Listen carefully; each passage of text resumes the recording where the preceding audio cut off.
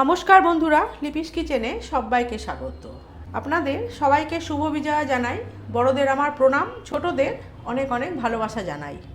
আজকে আপনাদের ইভিনিং স্ন্যাক্সের একটা রেসিপি দেখাবো। ইভিনিং স্ন্যাক্সটা আমি তৈরি করব ব্রেড দিয়ে, ব্রেড পকোড়া। আমি তার জন্য এখানে নিয়েছি 3 পিস ব্রেড।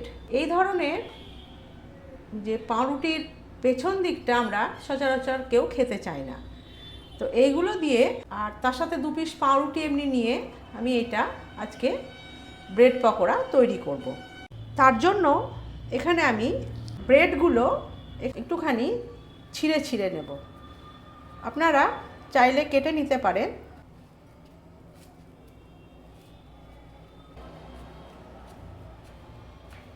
ব্রেডগুলো আমি সব এখানে ছিঁড়ে নিলাম। এখানে ব্রেডগুলো একটু হাত দিয়ে ভেঙে নেব। চাইলে আপনারা একটু মিক্সিতে গুঁড়িয়ে নিতে পারেন। এবারে আমি দিয়ে দেব কুচনো পেঁয়াজ,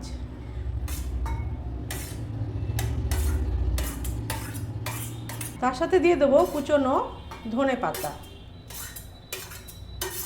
এখানে আমি ধনে পাতার ডাঁটিগুলো কিন্তু কেটে দিয়ে দিয়েছি, আর আমি লঙ্কাগুলো কেটেছি একটু লম্বা লম্বা করে।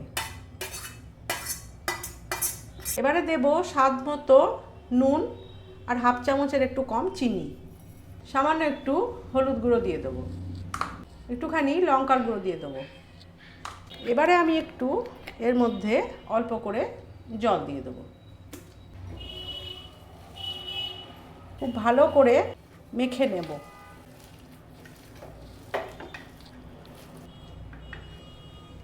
এবারে দিয়ে দেবো এখানে আমি প্রয়োজন মতন বেসন।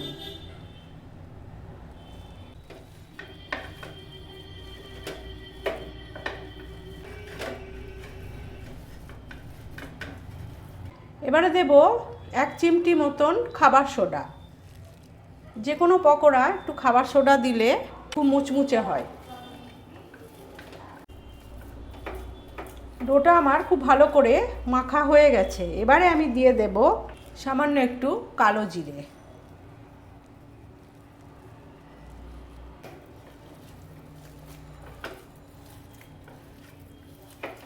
এবারে পকোড়াগুলো আমি ভেজে নেব।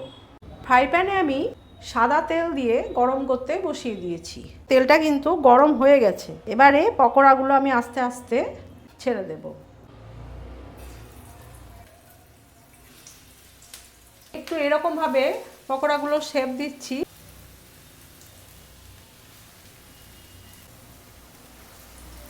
এই পকোড়াগুলো ডাল ভাতের সঙ্গেও ভীষণ ভালো লাগে, আবার সন্ধ্যাবেলায় চা কফির সাথেও কিন্তু ভীষণ ভালো যায়।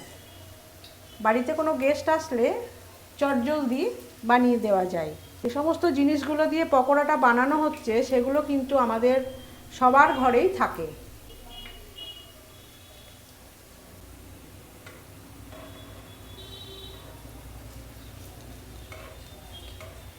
এই পকোড়াগুলো একটু ডুবো তেলে ভাজলে মুচমুচে হয়। যদি কেউ নিরামিষ খেতে চায় তাহলে কিন্তু পেঁয়াজটা বাদ দিলেও কিন্তু পকোড়াটা খেতে সুন্দর লাগবে। আপনারা যেমন খুশি তেমন শেপ দিয়ে তৈরি করে নিতে পারেন।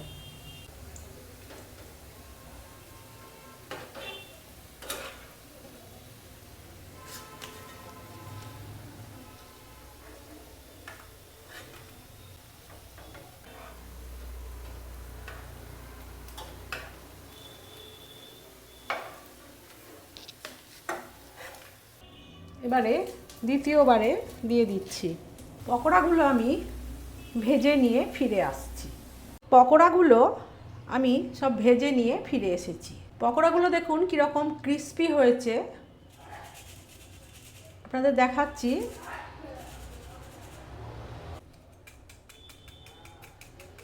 দেখুন কীরকম ক্রিস্পি হয়েছে পকোড়াগুলো। ব্রেড পকোড়াগুলো আমি সব ভেজে নিয়ে ফিরে এসেছি। বাড়িতে আপনারা অতি অবশ্যই একবার ট্রাই করুন।